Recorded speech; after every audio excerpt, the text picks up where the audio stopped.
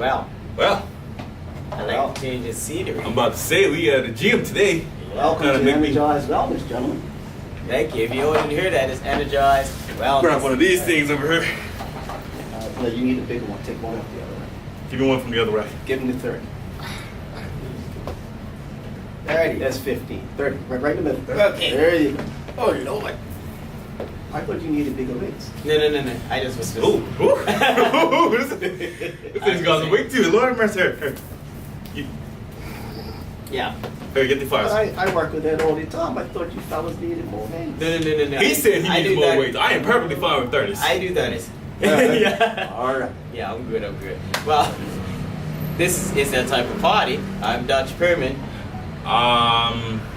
Bruce Robinson, and we have news because we have a phone now. So if you need to get a hold of us, if you need to call us, message us, whatever, 704-1939. We will answer unless we're sleeping, and probably if then too. Yeah. And we are joined today with Mr. Nalton Brangman. What you got his name? No, it's just nice to let people introduce themselves. That's what we're doing all this time. Have we? So, Mr. Brangman, we Yes, sir. appreciate you sitting down and talking with us today. We know you're getting back into the politics game. So, how do you feel kind of stepping back in there and kind of, Doing your thing. doing your thing? Back in the groove again. It is very, very interesting. It is a good thing that I have been training for the past few months, because running the hills on a short period of time before the election requires stamina and strength. It's been very fun, a lot of fun. Many of the people have given me a myriad of concerns and challenges, chief of which is where are the jobs coming from? How will the next generations of Bermudians be educated and trained? Because there's a fear that the majority of people are being left behind. This is what I've been listening to and addressing at every door. Okay. And how has the response been with you coming back? Are your constituencies happy to see you? Have they missed you? Well, I've never been an MP. This is my first time running. But most of the constituents there have known me since I was a child. Oh, geez. My father used to be an MP in that area. So I actually started canvassing with my father when I was a child. So if you can remember, like, none of you were born in 1968, were you? I don't even think my parents were born in 1960. Well, maybe. Okay. Now you're exploiting my gray hair. But 1968, I was 9 years old. I was out with my father. And my father was by far my greatest role model. And I watched the Progressive Labour Party grow in my living room. I signed on to the National Liberal Party and helped them to grow. And then Mr. Craig Kennedy asked me about joining the One Bermuda Alliance. He made a very compelling position that I couldn't say no to. And thusly, here we are today. So the people in Warwick Southeast, as are the people in Warwick Northeast, there are people that I've been to church with at Bright Temple AME Church in Warwick. I built my house in Forest Hills, which is in constituency 24. And I've lived there for about 13 years. So I have a familiarity with Warwick Southeast that goes back the better part of 30 years. Wow. You said 30 years. Now, I'm so glad. And you're 26. Oh, no, not yet. Not yet. Almost. I'm about to start getting some gray hairs here. Needless to say, A lot closer than you. I have a little history. that's good. Well, this is better than none. Now to ask one of the tougher questions, because as you know, a lot of people in the on the PRP constituency side have made a lot of allegations as to calling black members of the OBA surrogates. Oh, Uncle Tones. Yeah. Me and sugarcoated here. Well, I mean, I'm just going to say surrogates because that's the word that's being used. How do you feel about those statements, and are there any truth to them? I've personally been subjected to much worse. Part of politics in Bermuda has to come to terms with the reality that in anger, people don't like you doing something you want to do freely. And as a result, you may be chastised, you may be castigated for making that decision. But if we are free, and I'm going to emphasize this point, we ought to be free to the extent that I can have my opinion, you can have yours, and yours, even if the three of us don't agree. But let us live in a community where we at least can be respectful one to another. And let me say this, the constituents in 24, where I'm running, even the ardent PLP supporters have been respectful, courteous, and kind. I have not been subjected to any ill will from anybody in constituency 24, or any unpleasantness of any kind. So you'll hear a lot of that in social media, but on the campaign trail, I have just met with somebody today, looked at me straight in the face. I can't vote for you, I'm PLP. I said, thank you very much. They weren't rude, and we have to accept, you can't please everybody. No, you cannot. Your position may offend people. And the last 4 years have had difficulties, challenges that makes it hard for the OBA and the PLP. This is a situation where a lot of voters are getting sick and tired of both political parties. And people are looking for somebody who's focused on getting their needs done. And that's the position I take. Good, and that's good to hear as well. That it's very good to hear. We've heard that repeatedly, that it's been a very good campaign trail for pretty much all the candidates. Oh yeah. So that's always good to hear that we still have that Bermudian hospitality. We still have it. We still have it. Yeah. I'll tell you, I left Eastdale Lane today, where I had heard that there was a major problem for the residents. And the gentleman said to me, Mr. Brangman, we've had this problem for 40 years. I said, that's not possible. He says, go have a look. It's a drainage problem. You've got on Eastdale Lane a very high end to the street, and another high end on the other. So all that rain comes down into the center.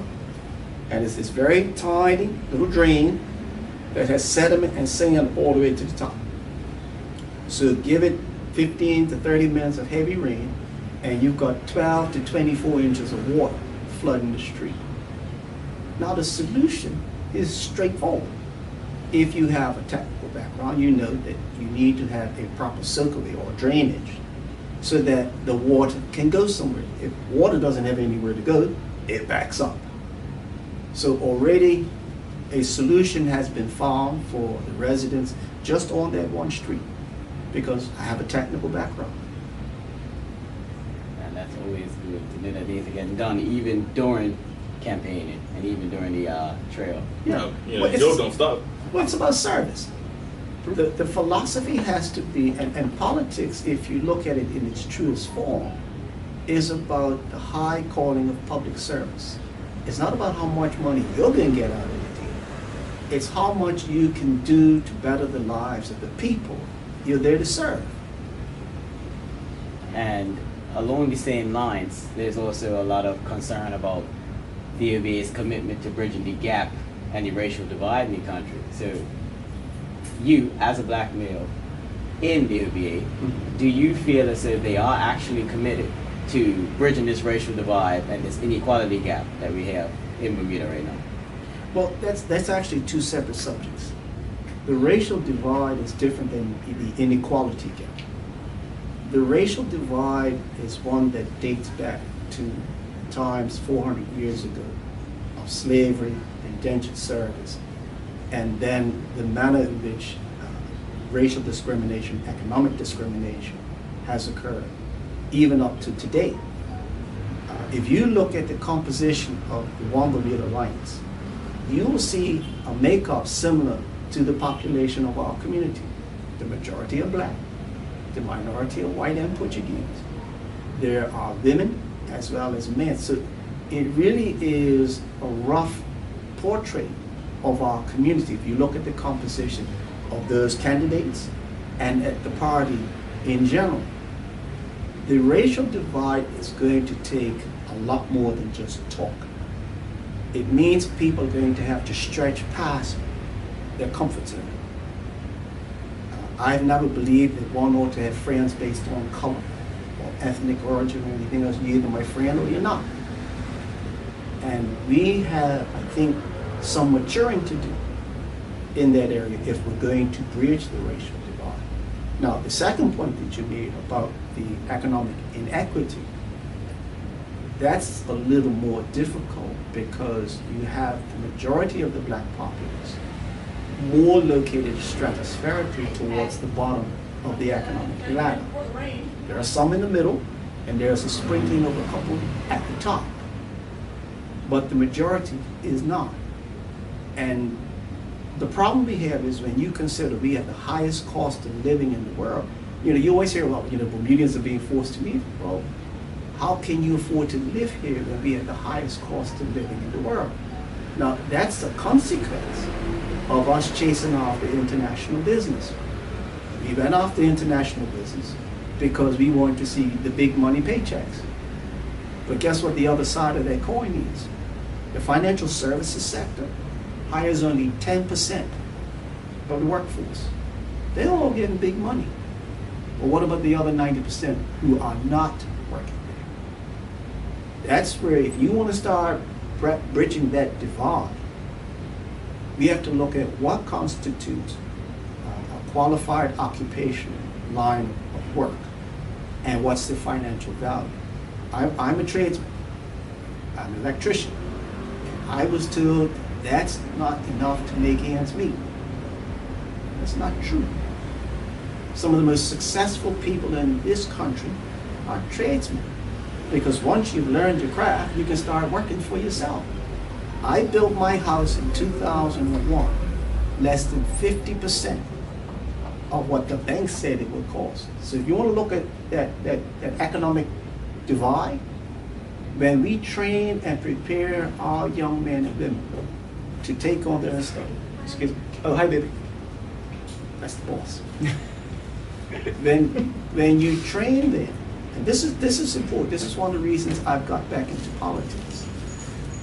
We have to train our people not to become the old adage that we send our children away for. Think back a minute.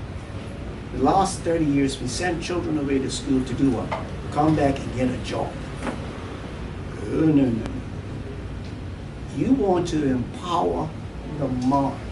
So when you go away and get that education, you should come back the architect, the engineer of your own future. Never being limited to somebody's silo or somebody's little box. The mistake we've made when you want to talk about bridging that economic divide, and it's massive, we have to untrain that thinking of going away, getting a bachelor's or master's degree to come back to be somebody's servant. Because no sooner is that person situated in that job, they're unhappy. Why? Because that's not what they thought they were getting into in the first place. If we're going to bridge the racial and the economic divide, we have to inspire our people to reach beyond that which they can see in front of them. That's how you bridge that divide, because when you inspire people to think further and reach further, then the unimaginable becomes our reality. I had heard that you want to bring back the trade schools. I want to do more than that. Well, but could you? I'm sure you do, but could you, give us a bit more information behind that? Sure. I've been saying bring back those things. Well, I ain't been on here. I ain't been on this plane of existence as long as you. Don't make fun of my gray hair again. Well, his baby here. Okay. Yeah. Well, the big success, which we here talked about annually, is the loss of the Bermuda Technical Institute. It's now been closed 50 years. It's been that long? Yes. Sheesh.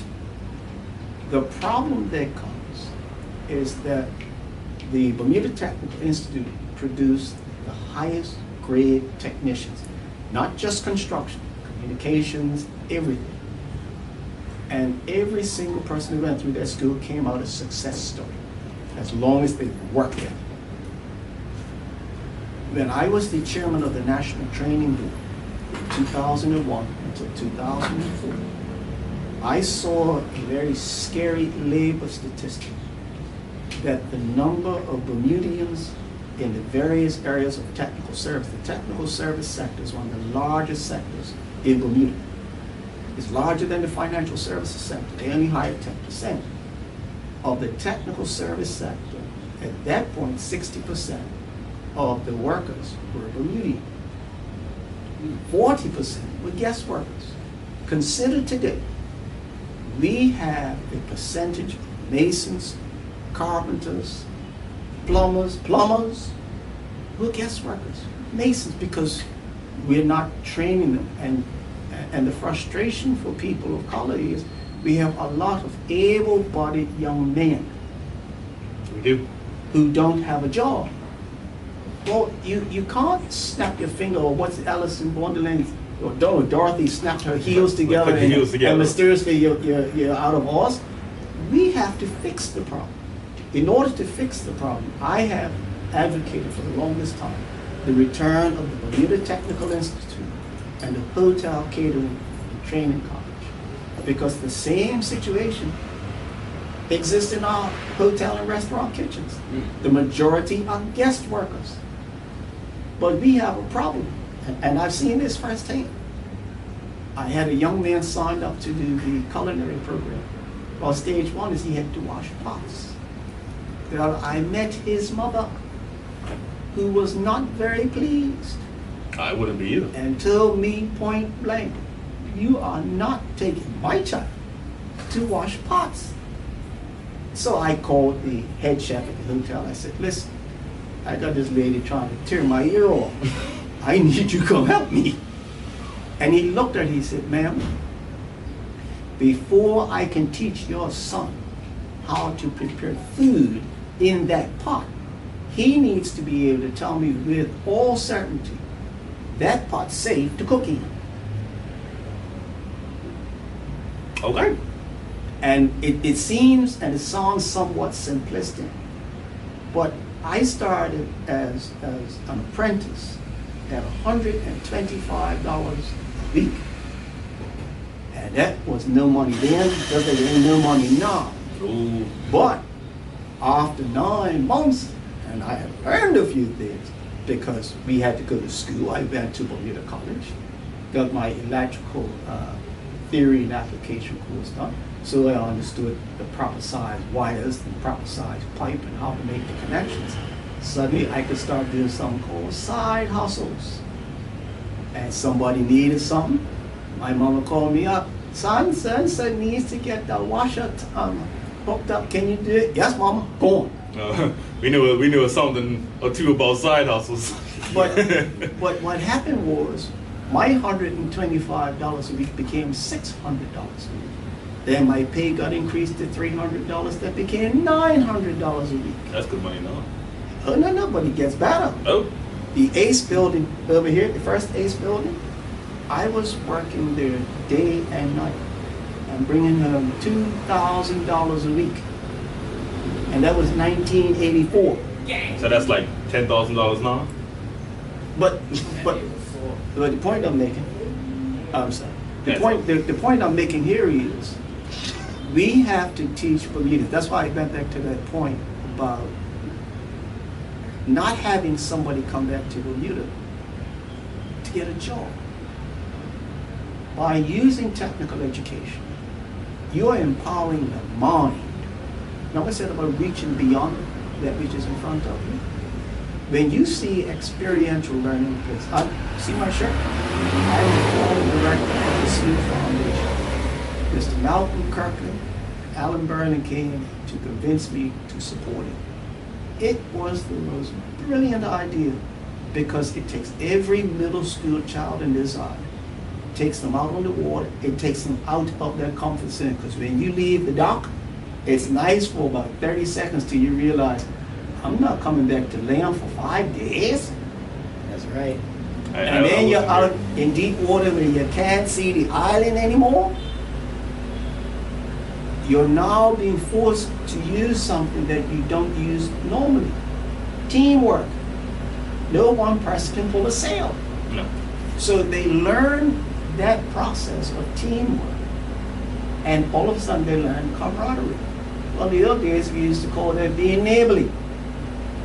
Looking out for the person right next to you. If there's going to be a future, technical education empowers any practitioner to get a job. I can tell you right now, there are enough companies in Bermuda. And when I was chairman of the National Training Board, I never had a problem finding companies to support technical education. I'll give you an example. We needed to get funding for the Hobart welding program because we had no certified welders. We had to raise $180,000 because the National Training Board had run out of money. So I talked to the executive office. I said, we can't fail these children. He said, Mr. Brangman, leave it to me. I'll have $180,000 in 36 hours. The two of us got in the car, went around Belco, picked up a check. Oil Docks picked up 2 checks, $180,000 in 24 hours. Because local companies who need that expertise, this is important. We can talk about politics and all the rest, but the practical reality of delivering jobs for Bermudians has to come down to a relationship with industry. Industry is industry because it has invested, it's vested in its own business survival. Therefore, it is ready to invest to grow. That's where Bermudians will succeed. And that's why I want to bring back the Technical Education Institute. And that's why, as part of the One Bermuda Alliance platform, the steering committee, that's the start of it, is being planned to be executed immediately. Now, there are several steps that have to be done, and I'm familiar with it because we put that together years ago. But Bermuda can feel very safe to know that with these plans being proposed going forward, and I've worked with the ILO, highest rated technical education advisory council in the world. And that group is out of Alberta, Canada. It's called Alberta Industry and Trade. And they gave me the template on how to do it. So this isn't, rocket science. It's not that difficult, but it takes time and it takes perseverance, because if we get to the truth of why the Technical Institute was closed, it wasn't one man.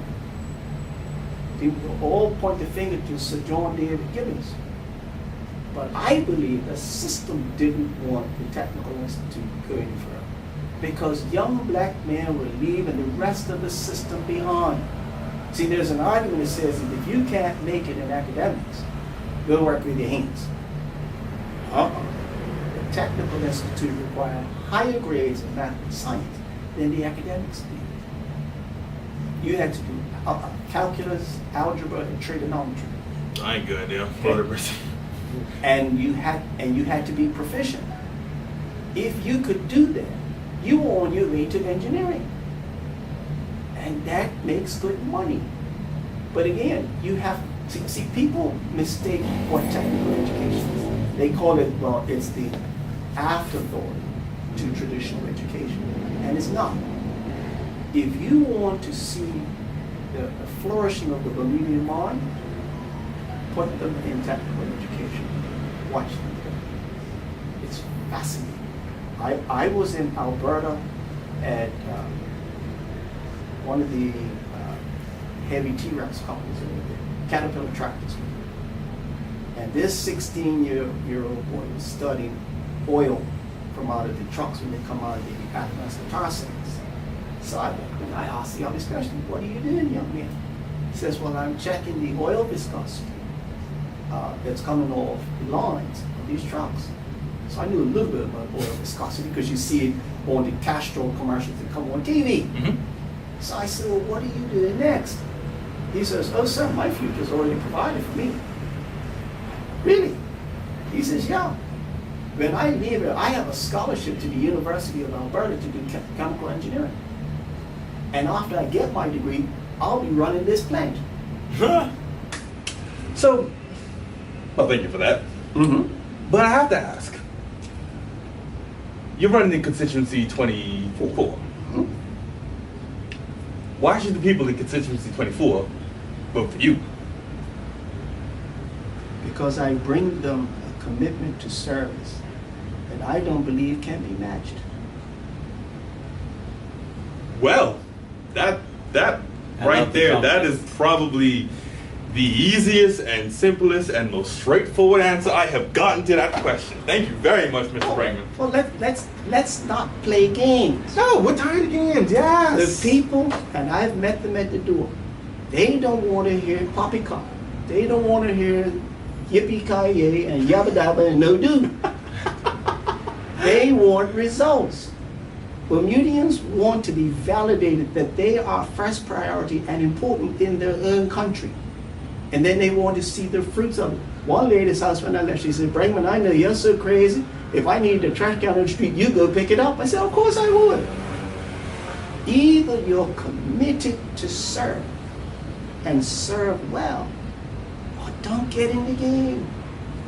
And don't misunderstand this point. I have the highest admiration for my young friend Lawrence Scott. I don't believe because we are of a different political thought point that we need to denigrate one another. I am totally against that. I have known that young man since he was a child. His father and my father were the anchors of the progressive labor. So we have a chemistry. And I don't believe you ought to try to denigrate somebody who you're competing against. No. Run your race. Let's keep it clean. But I believe that with my technical knowledge and the drive and focus that I have, the people will be better served. That doesn't mean I'm saying I'm better than somebody else. I believe that the results will serve the people better. Let me give an example. I was minister, the first minister for the One Bermuda Alliance. When I sat in the chair, the first thing that I was given was a bill. A big one. $12 million, or the Ministry of Education would shut down. You hear the finance minister always talking about how they couldn't make payroll. He's right. I had a supplemental, January 5th or 6th, that I had to sign. Well, of the $12 million in that supplemental, $9 million was for teachers' salaries. That's more than 10% of the annual budget for teachers.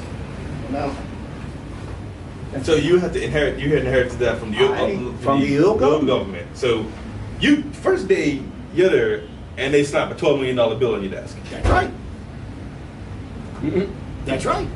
And see, and I go back to that That's point a lot for of a money. reason.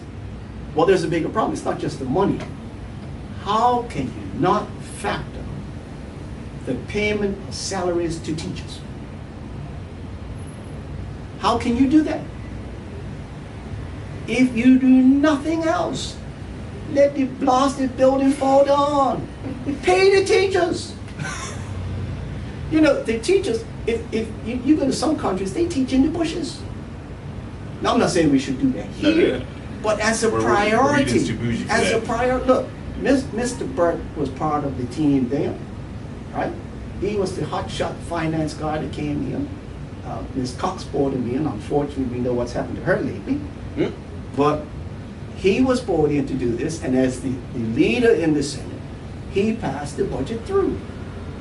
How do you pass a budget and leave out $9 million in teacher salaries? That's interesting. You're not very interesting. You're not credible. See, I don't think we should ever make politics personal. No. I don't think you should denigrate anybody, but you should ask the hard questions and deal with them. And I made a mistake, okay, a big one. Someone asked me at the press conference, Mr. Brangman, what's the problem with education? I said, well, according to Cambridge, the problem is the quality of teaching and learning in middle schools. And what did the Royal Gazette say the next day? The teachers are the problem in the school system. Oh, Lord. But, to be fair, then you mess up, and ideally, it don't make sense arguing the point. What you meant to say and what you did say, what you think don't matter. What the people feel matters. So I told the Premier, I said, Mr. Premier, I will make a national apology tomorrow morning. in the Senate. And I did. Because you can't build a relationship with teachers while you're knocking them down. True. You can't do that. So if you're looking at why should the voters vote for me, I'm offering them a commitment and a tenacious commitment to serve them best. Well, there you have it. Thank you, Mr. Brangman. We appreciate that. You ain't gave me any hard questions yet. You covered everything, I think. That's everything we needed. Check y'all later. All right. Thank you. Fellas, thank you